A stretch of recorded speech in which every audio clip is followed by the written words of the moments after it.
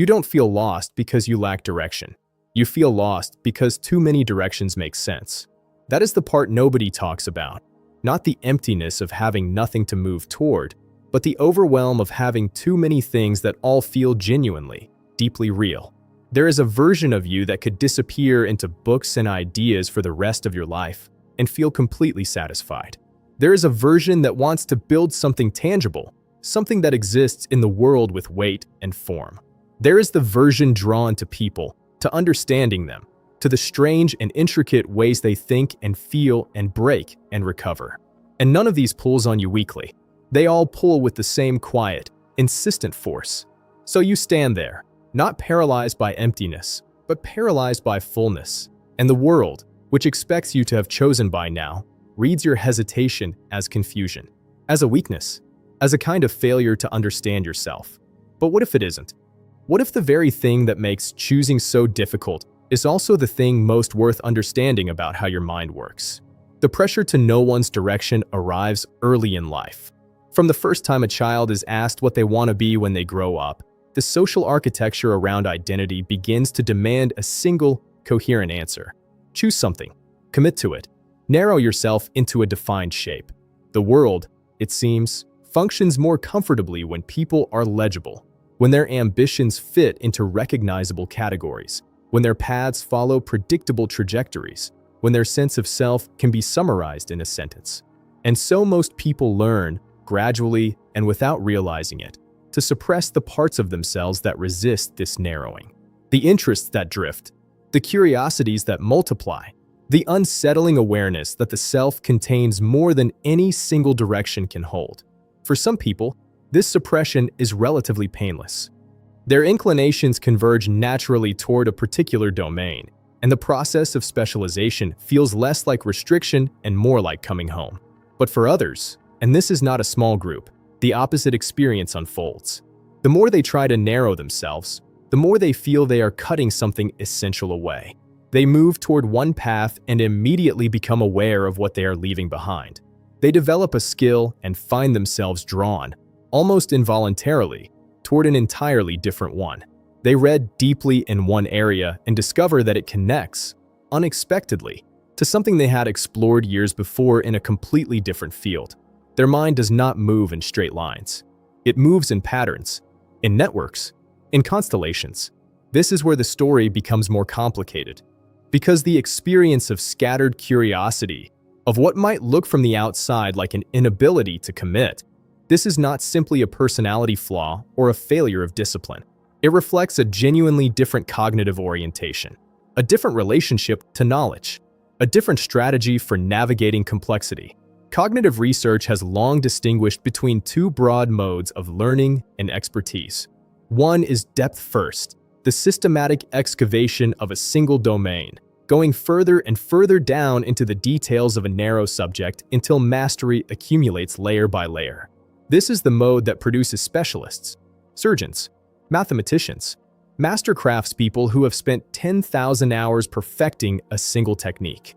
The other mode is breadth-oriented, moving laterally across many domains, collecting fragments of understanding from disparate fields, building what might be described as a wide and loosely structured map of the world rather than a deep and detailed blueprint of one territory. Neither mode is superior, but in a culture that celebrates the surgeon and the master craftsperson, the lateral learner can spend years interpreting their own cognitive style as inadequacy. Think of it this way: a forest is not a failure to be a single tree. The complex, interconnected ecosystem of roots and soil and light and decomposition and growth, all of that is doing something that no single tree, however magnificent, can do alone.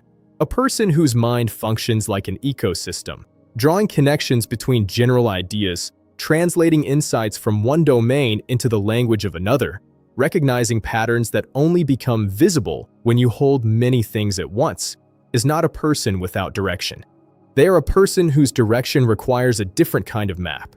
But here is what the feeling of being pulled in too many directions actually reveals. It is not evidence of a mind that cannot commit. It is evidence of a mind that is unusually sensitive to the cost of commitment. Every time such a person stands at a crossroads and hesitates, they are not failing to decide. They are conducting a kind of involuntary accounting. They feel the weight of what each path would require them to leave behind. They sense the opportunity space closing with each step forward. And because their cognitive architecture is particularly attuned to connection and possibility, this closing feels especially significant, especially irreversible. The very capacity that makes them good at synthesis makes them painful witnesses to the sacrifice that all specialization demands. This is where identity reframing becomes not merely comforting, but genuinely clarifying. Because the question is not whether a person can find a single direction. The question is whether they are working from an accurate model of what direction actually means for a mind like theirs. For a depth-oriented learner, direction looks like a vertical descent, a career chosen, a domain mastered, a life organized around the coherent deepening of a single expertise. For a breadth-oriented, connection-seeking learner, direction may look entirely different. It may look like a pattern that only becomes visible over time, as disparate threads of interest and study and experience gradually reveal themselves to be part of a larger design. Like a musical composition that sounds, in its early passages, like a loose collection of unrelated themes, until the themes begin to return, to interact, to resolve into something that could not have been predicted from any single note. People who live inside this second kind of direction often cannot see it clearly while they are in the middle of it. They are too close to the individual threads to perceive the emerging pattern. The confusion they feel is real. The disorientation is genuine. But it is not necessarily the confusion of someone who is lost. It may be the confusion of someone who is, in a very particular sense, in the middle of something that has not yet declared itself fully. Something interesting happens when you study how creative and synthetic thinkers describe their own development in retrospect.